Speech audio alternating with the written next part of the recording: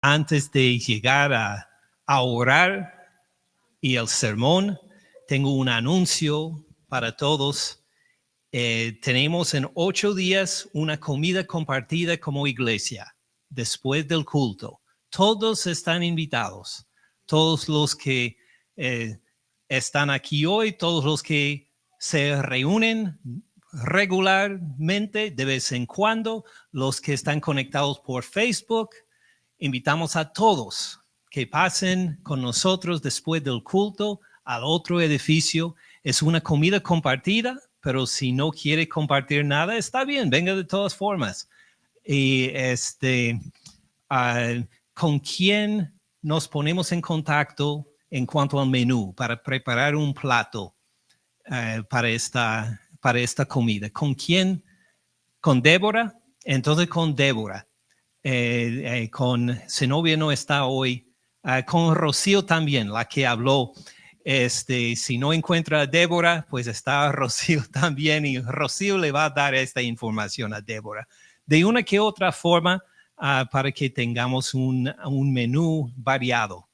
Y estaba comentando al pastor norteamericano de esta iglesia precisamente de cuánta bendición me ha sido cada año poder celebrar el Día de Acción de Gracias entre hispanohablantes, porque entre la comida norteamericana para el Día de Acción de Gracias y la comida hispana, no hay comparación. La comida hispana es excepcional y mucho mejor. Entonces, que preparemos cosas muy, muy, muy lindas, muy sabrosas para compartir entre nosotros este día, en 8 días después del culto. Ahora llegamos a la oración y el sermón. Muy bien. Padre Celestial, gracias por tu provisión, por tu fidelidad, por tu palabra. Gracias por la provisión de tu Espíritu Santo para que entendamos tu palabra. Por eso, Padre, pedimos que nos llenes de nuevo en tu espíritu de sabiduría, de discernimiento, para que entendamos la aplicación de tu palabra, para que lo veamos no solo como información interesante de otra cultura en una época lejana, sino que nos demos cuenta de que tu Espíritu está obrando ahora mismo en nosotros y por medio de nosotros para glorificar a tu Hijo Jesús. Gracias por su crucifixión en la cruz por nosotros, por su resurrección. Por favor, llénanos de nuevo en tu Espíritu para que entendamos los pasajes que estamos por ver hoy. De nuevo, esto pedimos en el nombre de tu glorioso Hijo Jesús. Amén. Amén. Hermanos, como saben, estamos en el libro de Éxodo y hemos visto recientemente evidencias de los 2 grandes mandamientos. Recuerden lo que es el primer y más grande mandamiento de la ley, ¿verdad? ¿Cuál es? Amarás a Dios con todo tu corazón, con toda tu alma, con todas tus fuerzas. Hay varias formas de expresarlo, pero la idea es la misma. Con todo tu ser, con todo nuestro ser, que amemos a Dios. Y encontramos en esta lista de leyes que Dios da al pueblo después de los 10 mandamientos, que así empieza Jehová Dios, de hablar de los mandamientos del amor a Dios. Recuerden, por ejemplo, Éxodo 20, versículos 23 y 24.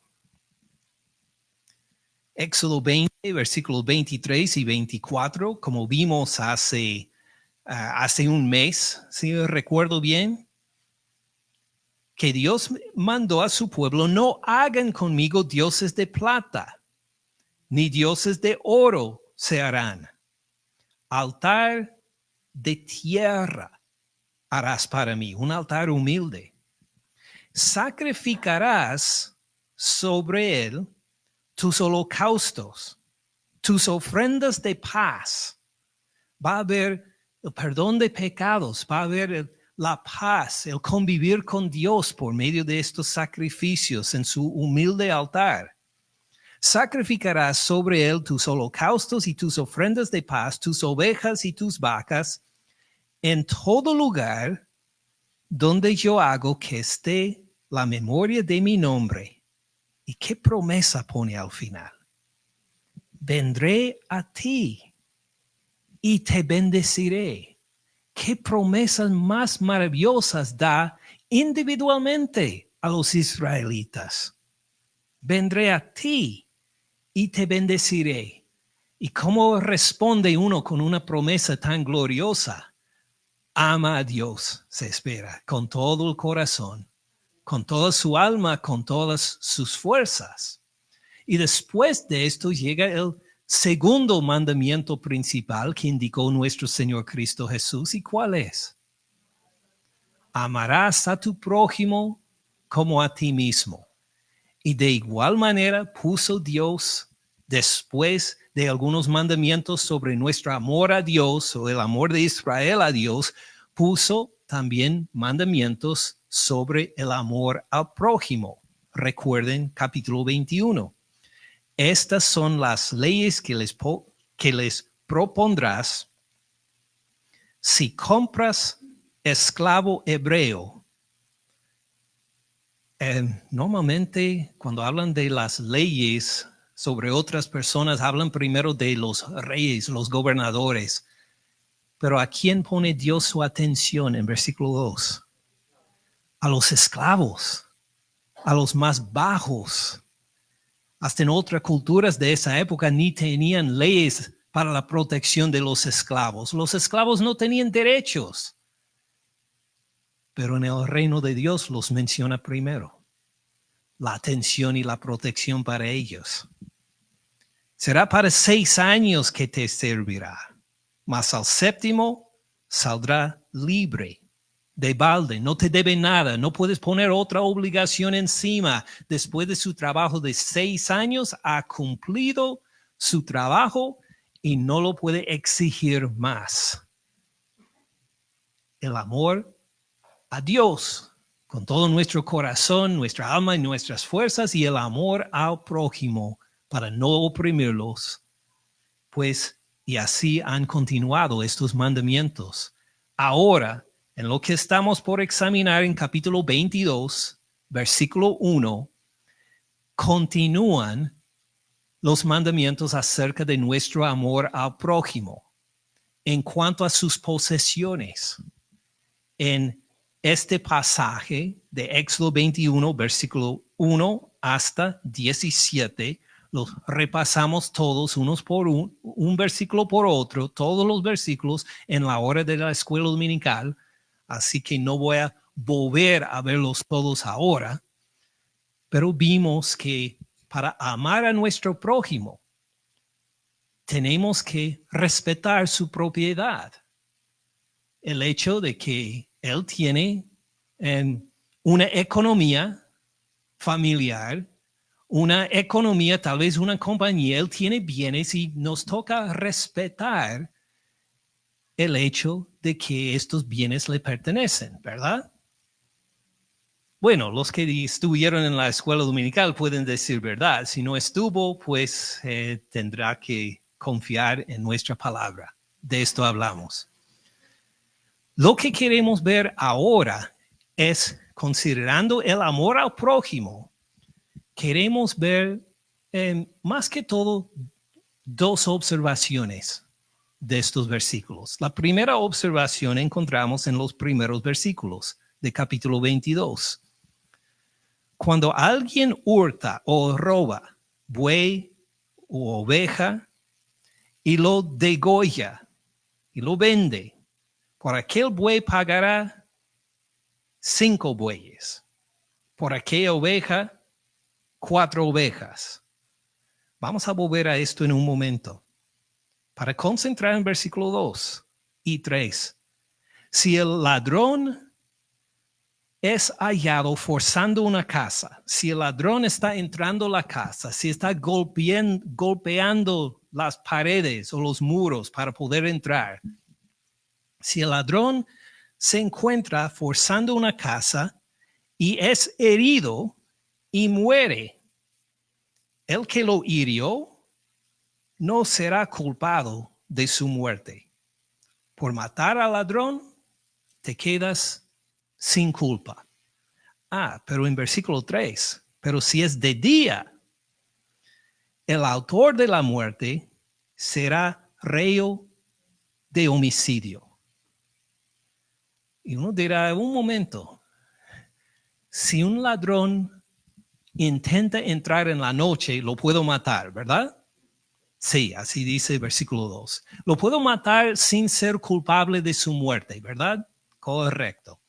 Pero si es de día y el ladrón intenta entrar a la casa y lo mato, soy homicida, soy culpable, me toca pagar, como vimos hace 8 días, vida por vida. Voy a perder mi vida ahora porque he matado al ladrón, ¿verdad? Correcto. Entonces uno dice, ¿qué diferencia hay?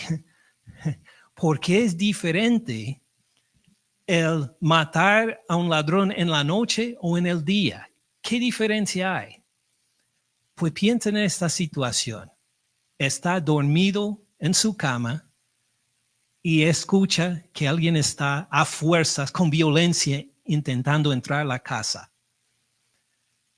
¿Qué motivo tiene para entrar a tu casa?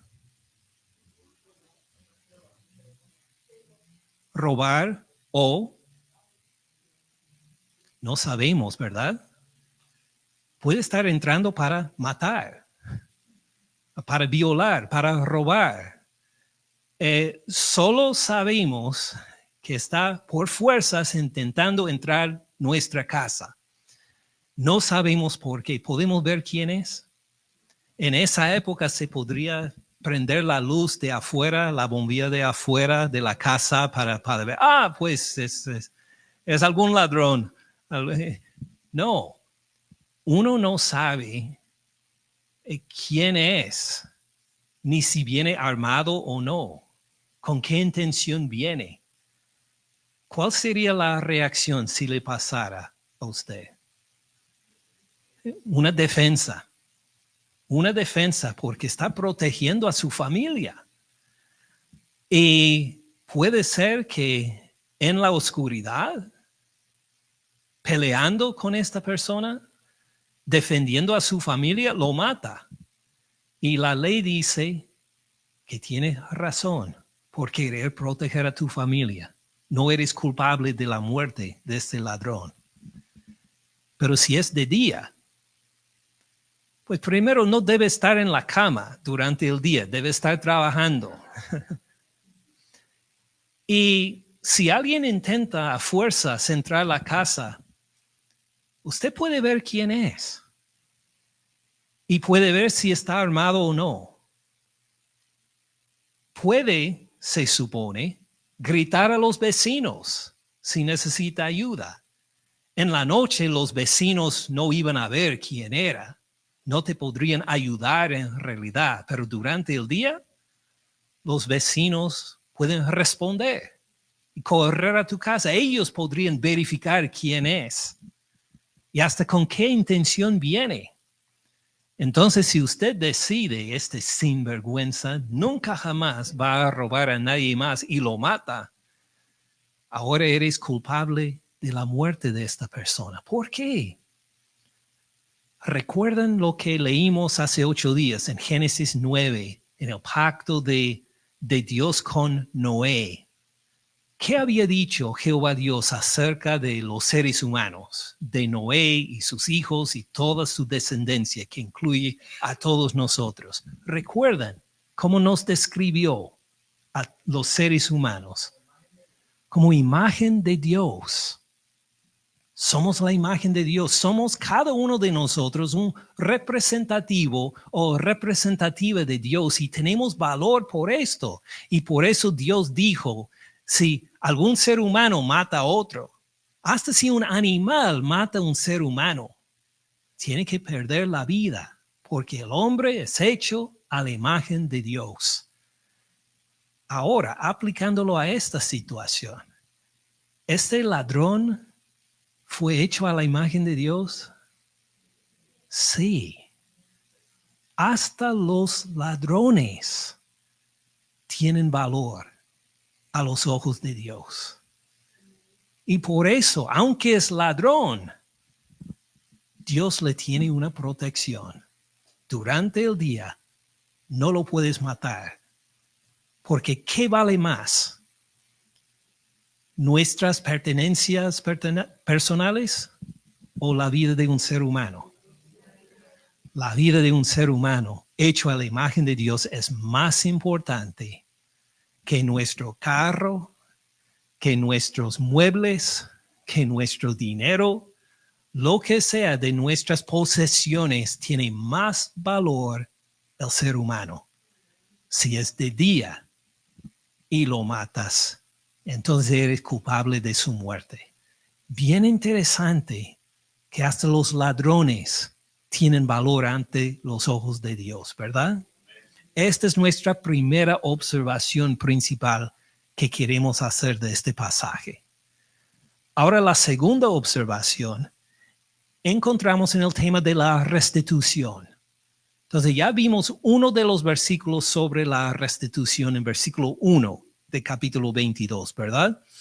Cuando alguien roba o hurta buey o oveja, ¿y qué más hace con este buey o oveja robada? Lo degolla y lo vende. Por aquel buey pagará 5 bueyes. Por aquella oveja, 4 ovejas. Volveremos en un momento a estos números. Luego, después del ladrón que se encuentra o de noche o de día, en medio del versículo 3, dice, el ladrón hará completa restitución.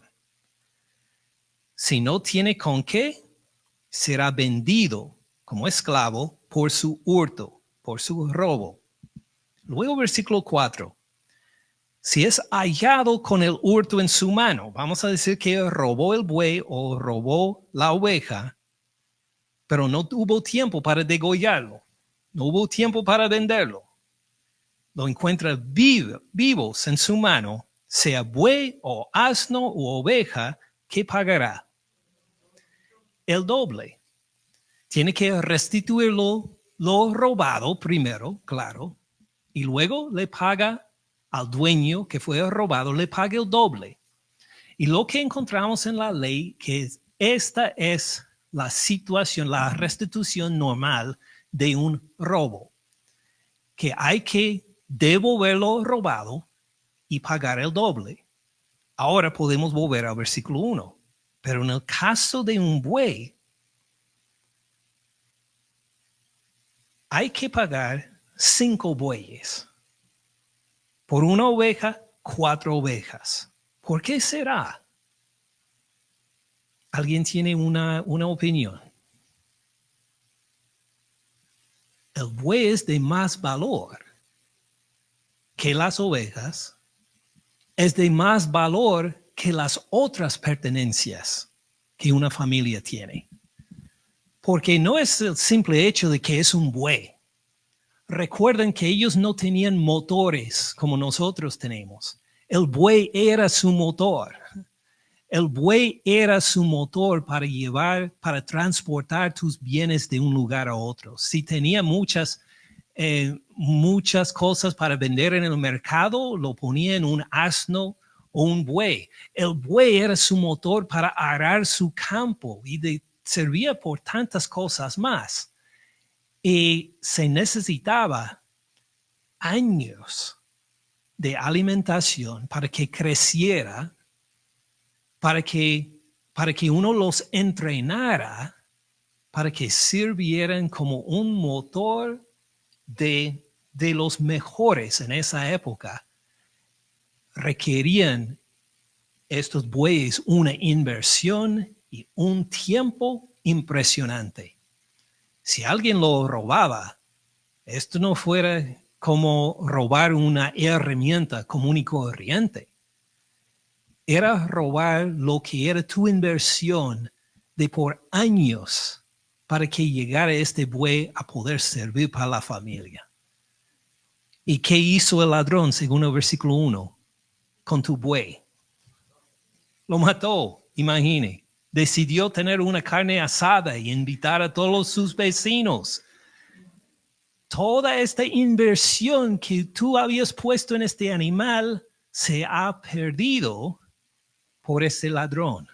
Por eso, dice Dios, 5 bueyes en restitución al quitar a tu vecino de su buey. Una oveja, pues no requieren tanta inversión como un buey. No son tan valiosos en cuanto a que no van a servir para transportar cargas pesadas y otras cosas, pero sí sirven para dar leche a los niños en tu familia. Sirven para la lana con que pues se van a hacer la ropa, tejer la ropa para cubrir tu familia. Entonces no es solo perder a un animal, sino todo lo que proveía este animal también. Entonces, si uno roba la oveja y luego lo mata para unas chuletas, imagine, se ha hecho daño a la familia y tiene que pagar 4 ovejas entonces. Pues tiene sentido, ¿verdad? Entonces, hemos visto algunos casos bien interesantes de la restitución en solo pocos versículos. Sabemos que por un extremo de hacer mucho daño a alguien por robarle el buey o la oveja, tiene que pagar ¿cuántos bueyes? 5 bueyes. ¿Y cuántas ovejas? 4 ovejas. Pero lo normal, lo común y corriente, cuando uno robaba a otra persona lo común, de algo que no fuera el asno, el buey, la oveja, ¿qué tenía que pagar? El doble, como vimos. Y esto fue lo normal. Al robar a alguien, tiene que devolver lo robado y pagar el doble. Y había otro caso también, no mencionado acá, pero que se describe en el libro de Números.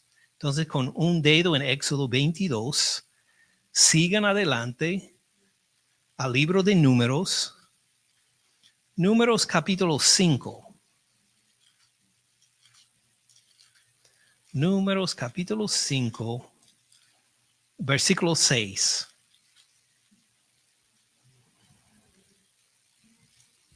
Números capítulo 5, versículo 6. Dice Jehová a Moisés: di a los hijos de Israel, el hombre o la mujer que comete alguno de todos los pecados con que los hombres prevarican contra Jehová y delinquen, aquella persona, ¿qué hará esta persona? Confesará el pecado que cometió.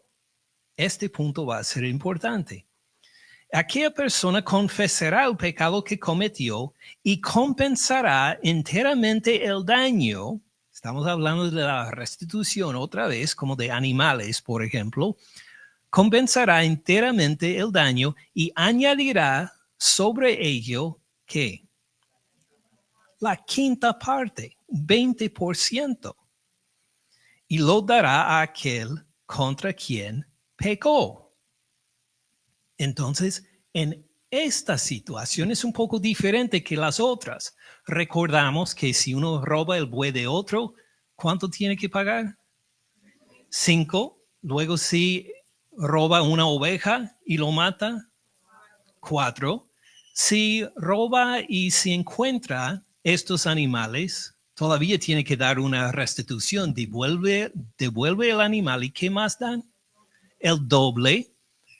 Y en este caso, la diferencia es que esta persona confesó el robo.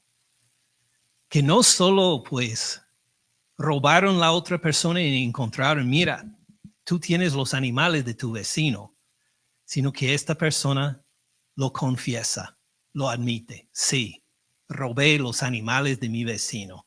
No tuve oportunidad de matarlos todavía, no los vendí, pero aquí están. ¿Qué tiene que pagar esta persona? tiene que restituir lo que había robado y 20%, nada más. Conviene confesar los pecados, ¿verdad? Claro, si uno ha pecado, no vamos a ser como Job y acusarle de cosas que no ha hecho. Entonces, si confiesa los pecados, solo tiene que devolver lo que robó más el 20%. Interesante. Entonces, nos queda un caso más. Volviendo a Éxodo 22, ¿qué tal si no tienes con qué pagar? Uno es vendido por esclavo. 6 años de trabajo entonces para recompensar a la persona a quien robaste. Entonces, estos son los casos de la restitución. Simplemente para recordar, simplemente para resumir, si mata el buey, ¿cuánto tiene que dar? 5 bueyes. Si mata la oveja, 4 ovejas. Normalmente cuando uno roba y es encontrado, ¿cuánto tiene que dar? El doble. Pero si confiesa el robo, tiene que dar lo robado más 20%. Y si no tiene con qué pagar, se queda como esclavo, vendido a la esclavitud. Y estas son entonces todo lo que tenemos de la restitución. Ahora ustedes son expertos en la ley sobre la restitución. Pueden volver a casa y determinar los casos de sus vecinos, a ser elegido como juez del pueblo para poder decidir todos los casos de robo. Pero ¿qué pasa cuando entra el evangelio? ¿Qué pasa cuando entra el evangelio a estas situaciones? Vamos a ver los casos de 2 ladrones en el Nuevo Testamento y lo que ellos encontraron en cuanto a la restitución. Primero, en el Evangelio de Lucas, Lucas capítulo 19. Vayan a Lucas 19, a un señor de quien leímos hace como 2 o 3 meses. Lucas 19, precisamente vimos el caso de él en el mandamiento no hurtarás. Y hablamos de él un domingo. Y lo vamos a ver otra vez, pero considerando la misma historia, pero desde la perspectiva de la restitución. Ustedes se acordarán de él, se llama Zaqueo. Lucas 19, versículo 1. Lucas 19, 1. Todos lo encontraron. Habiendo entrado Jesús en Jericó, iba pasando por la ciudad y sucedió que un varón llamado Zaqueo, que era jefe de los publicanos. ¿Quiénes eran los publicanos? Los recaudadores de impuestos. Entonces era el jefe de los recaudadores de impuestos. ¿Y qué más dice en descripción de él el versículo 2? Y rico. ¿Cómo llegó a ser rico? ¿Por ser una persona muy honesta en su trabajo y le daban un premio? No, estos recaudadores de impuestos eran conocidos por ladrones. Los que robaban bien eran los que salieron ricos al final.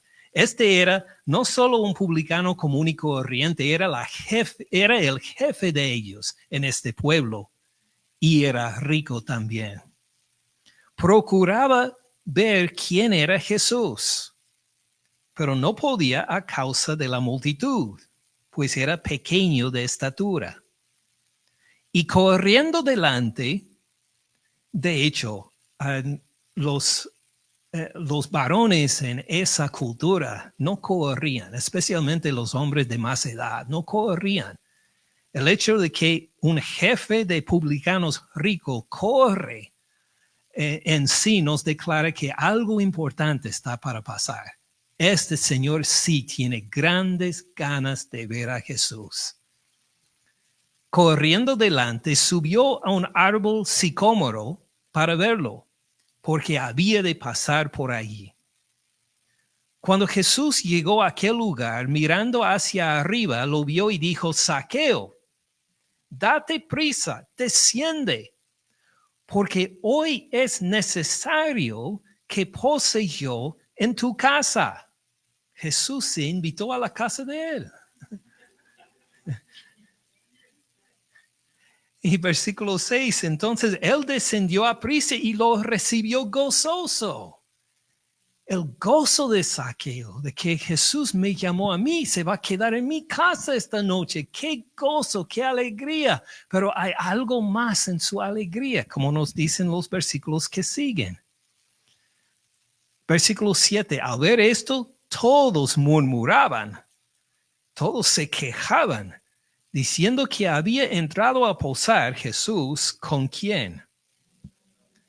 Ellos conocían a Zaqueo. Es un hombre pecador.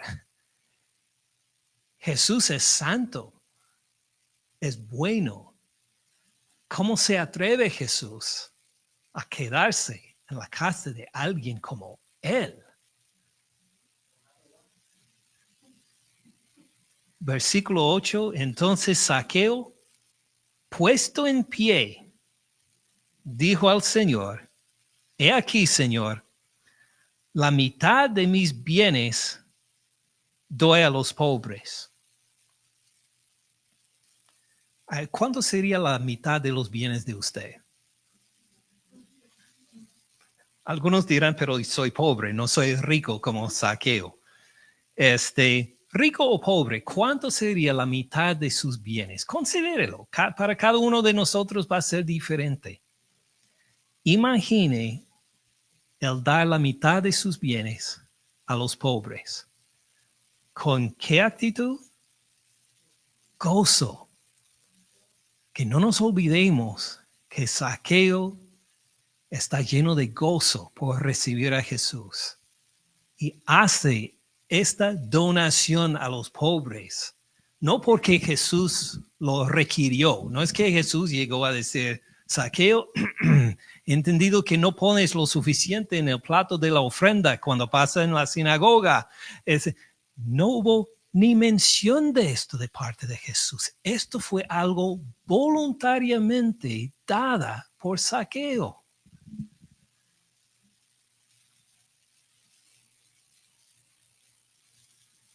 Si en algo he defraudado a alguno, ahora estamos hablando de fraude, ¿verdad? Nosotros, recuerden, somos expertos en el fraude, en la restitución, porque nosotros acabamos de estudiar juntos lo que la ley dice en cuanto a la restitución, ¿verdad? Cuando dice: he aquí, la mitad de mis bienes doy a los pobres, y si en algo he defraudado a alguno, que reconozcamos que esta es una confesión de pecado. No lo dice en el sentido como a veces manejamos la lengua española, cuando dice que, cuando decimos: si te he ofendido en algo, perdóname. ¿Qué quiere decir esto? ¿Es una confesión de pecados? No, no es una confesión de pecados. Lo que quiere decir que tú estás ofendido conmigo y no sé por qué y ni me importa. Pero si te he pecado, si te he ofendido en alguna manera, perdóname. Pero la actitud de Zaqueo acá, por la lengua griega en que escribió Lucas, es una confesión. He defraudado a la gente.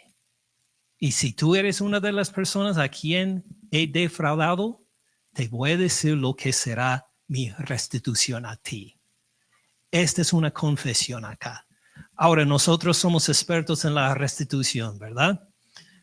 Zaqueo robó y mató a un buey. ¿Hay evidencia de que Zaqueo robó el buey de alguien y lo mató? No. Entonces lo de 5 bueyes no se aplica. ¿Robó una oveja para matarlo? No. Entonces es un caso de robo común y corriente. Entonces, ¿cuánto le debe pagar a los a quienes robó, considerando una situación normal, si fue encontrado, si llegó un detective y dijo, mira, aquí está el fraude, ¿cuánto tendría que pagar? El doble. Pero no hubo investigación. Jesús no llegó para decir, mire, permíteme ver las cifras, los números de tu negocio de recibir impuestos. No fue nada así. Voluntariamente Zaqueo confesó. Entonces, ¿cuánto debía de restitución? El 20%. Tenía que devolver lo que había robado y luego añadir 20%, ¿verdad? Así, siendo expertos en la ley, estamos de acuerdo. Así declaramos, Zaqueo, tú debes la restitución más 20% y todo se queda bien. Pero ¿qué dice Zaqueo? De su propia voluntad, se lo devuelvo cuadruplicado. Voy a tomar el camino de las 4 ovejas. ¿Por qué haría esto? ¿Por qué se castigaría Zaqueo a sí mismo a este punto? A recompensar exageradamente a las personas a quien ha defraudado. ¿Por qué lo haría? Por arrepentimiento, sí. Cuénteme más de este arrepentimiento que Zaqueo está mostrando. ¿Con qué actitud? A un arrepentimiento gozoso. ¿Quién habría imaginado esto? Porque cuando pensamos en el arrepentimiento, no sé de ustedes, pero típicamente pienso en la tristeza, que uno está llorando, que uno está, pues, se siente con el alma en el suelo. Pero Zaqueo tiene una actitud completamente contraria, de gozo en el arrepentimiento. Hay una razón más, 2 razones más tal vez, por este gozo. Pues primero, ¿a quién acaba de conocer? Al Señor Cristo Jesús. Y esto es un gozo en sí. Y segundo, ¿qué desea en cuanto a su relación interpersonal con los otros? Quiere más de una restauración. Quiere propiciar la ira justa de la gente contra él. Quiere rectificar estas relaciones quebradas. Quiere borrar la ira justa que la gente tiene contra él. Entonces dice, aunque no hay requisito de la ley que me imponga esto, voy a hacer 2 cosas. Voy a dar la mitad de mis bienes a los pobres. Y segundo, voy a dar a las personas a quien he defraudado una recompensa de 4 veces lo que les había defraudado. Así es el gozo del arrepentimiento de alguien que conoce al Señor Cristo Jesús. Recuerde cuando para iniciar la parte de la adoración, Homero citó unos versículos del profeta Miqueas. ¿De qué hablaban estos versículos? ¿En dónde ha puesto Dios nuestros pecados? Recuerdan, en lo profundo del mar. Y al escuchar que nuestros pecados están en lo profundo del mar, por la gracia de Dios en Cristo Jesús, ¿cómo te sientes? Espero que gocísimos. A decir gloria a Dios que mis pecados son separados de mí y perdonados, borrados, enterrados en lo más profundo del mar. Y es en este gozo que Zaqueo dice, me toca ahora arreglar mis relaciones con mis compañeros del pueblo de Jericó. Si te he defraudado, 4 veces doy en restitución, porque quiero estar bien con cada uno de ustedes a quienes he ofendido. Voy a hacer más de lo requisito, mucho más de lo que se requiere la ley para que nuestra relación se establezca. ¿Recuerdan lo que le llamaron los del pueblo a Zaqueo? ¿Qué nombre le dieron? Hombre pecador. Le dijeron, si quieres ver un ejemplo del pecador, mira a Zaqueo nada más. Si ya tiene toda la definición caminando en 2 piernas, ahí está. Ahora mire cómo lo describe Jesús, ahora que se ha arrepentido. Versículo 9. Jesús le dijo, hoy ha venido la salvación a esta casa, por cuanto él también es pecador. No, Jesús no lo llama pecador. ¿Cómo le llama?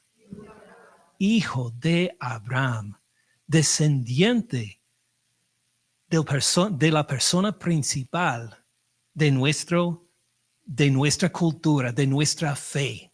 Alguien que comparte la fe de Abraham. Así lo declara Jesús. Qué maravilloso cuando Jesús nos cambia el nombre. Y no estoy hablando del nombre como el mío, Ken, o el nombre de usted. Cuando nos cambia de nombre, de condenado a hijo de Dios, de adoptado por Dios, de justificado. Cuando Él nos cambia nuestros nombres, qué privilegio es.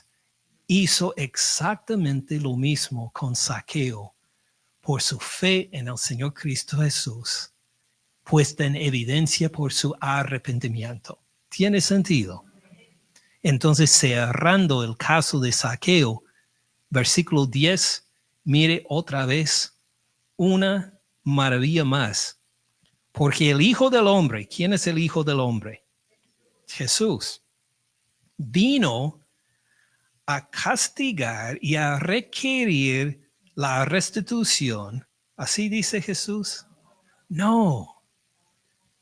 Vino a buscar y a salvar lo que se había perdido.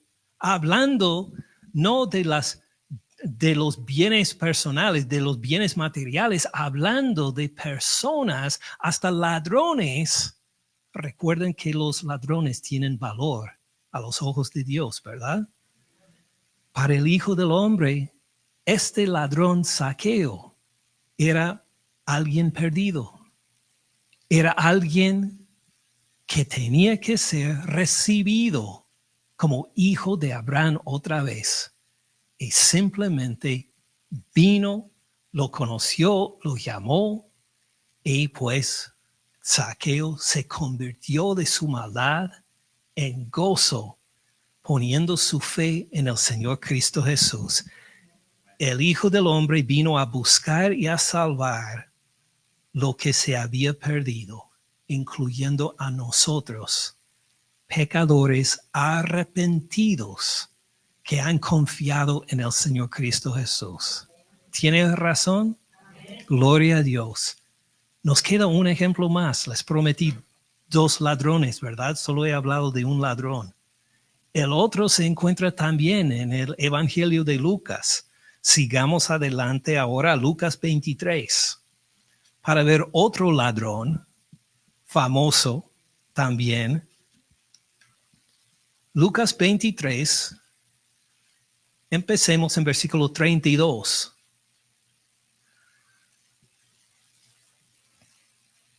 Lucas 23, 32.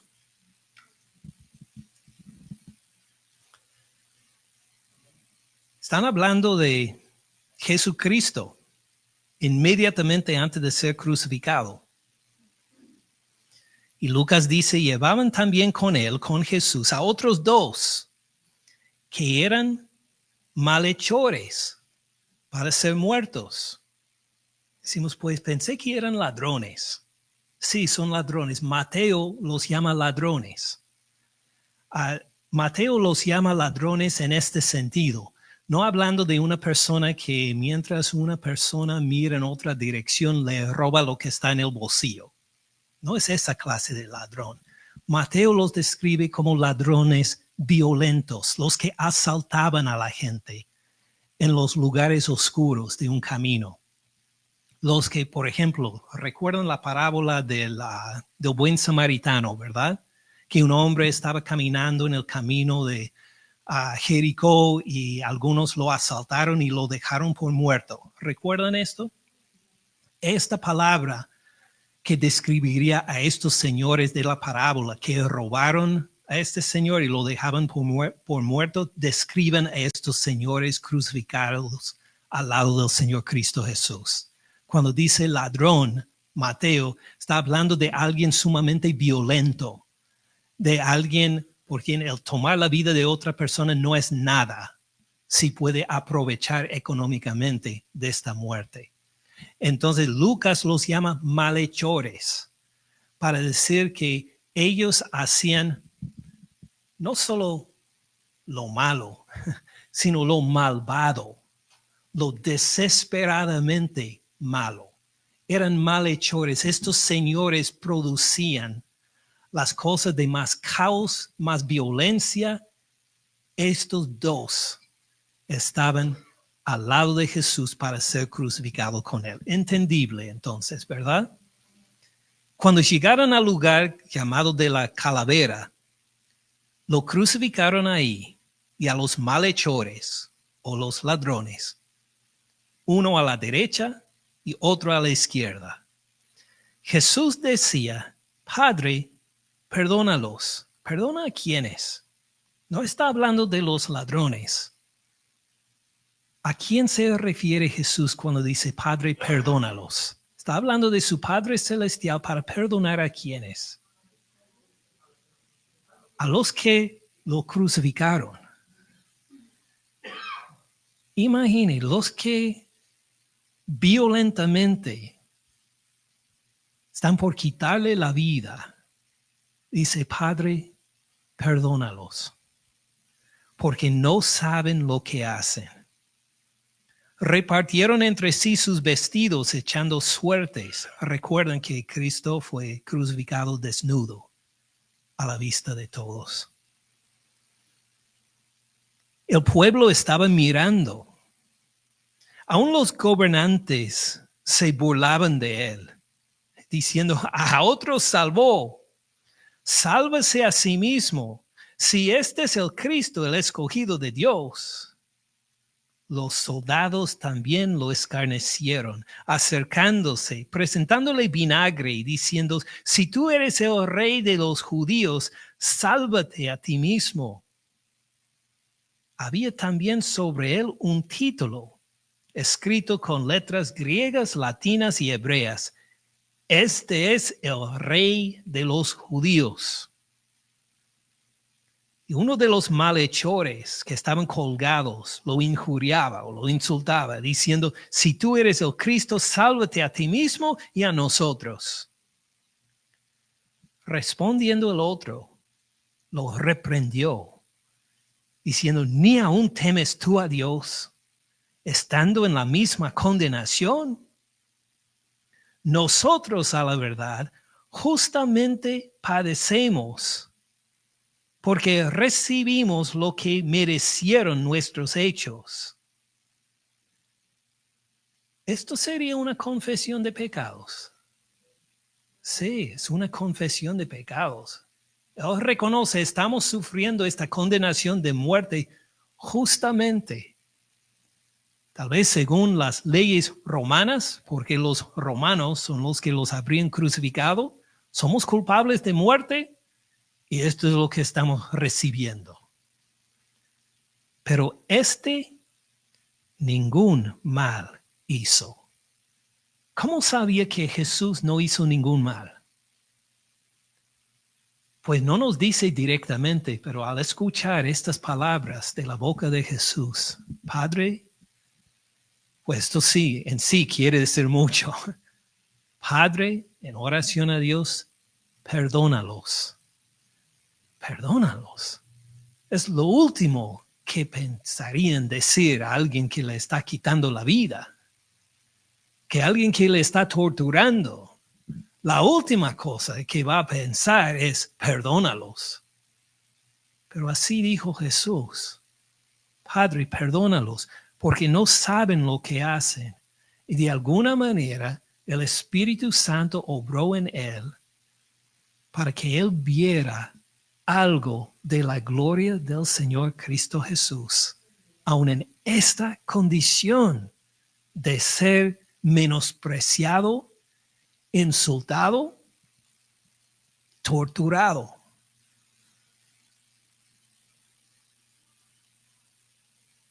Y dijo a Jesús, versículo 42, acuérdate de mí cuando vengas en tu reino. ¿Qué acaba de reconocer de Jesús?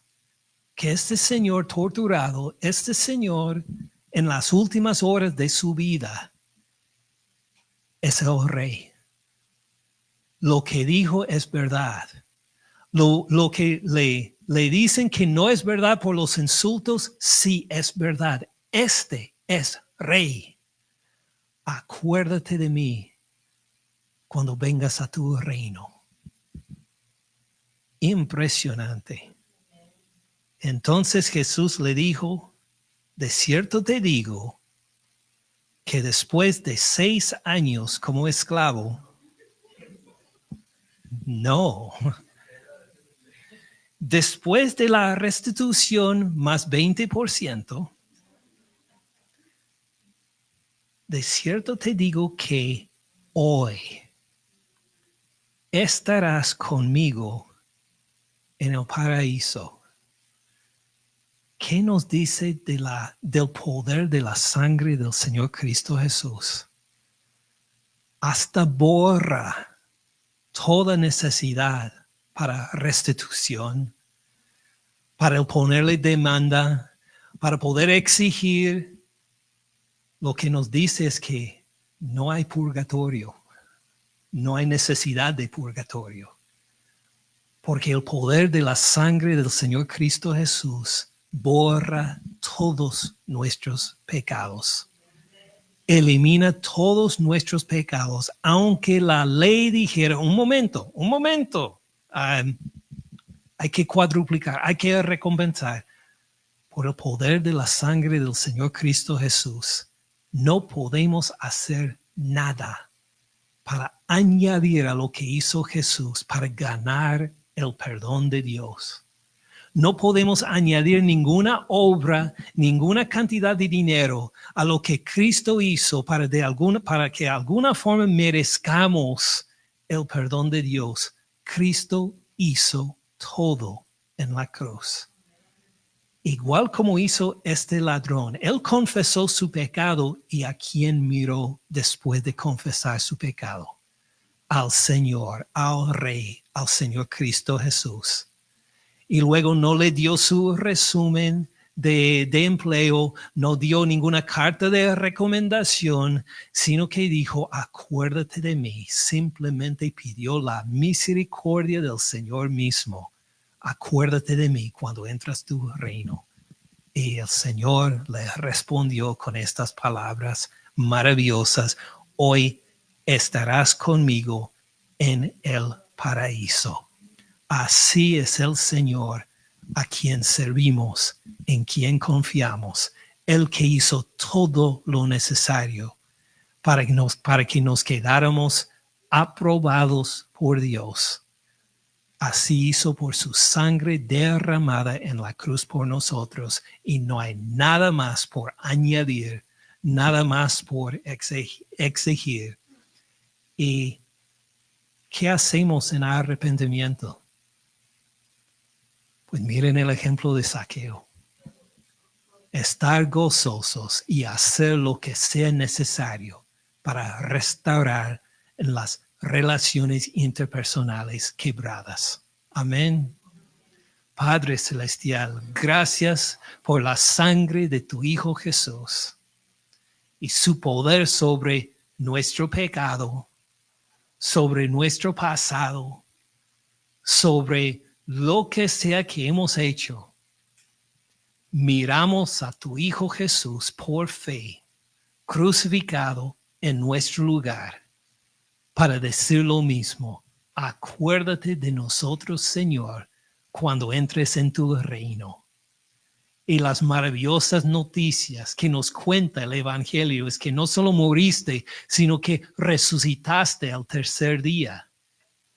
Y sí entraste en tu reino, en el trono a la diestra de tu Padre, donde reinas ahora y de donde vas a volver para recibirnos eternamente contigo.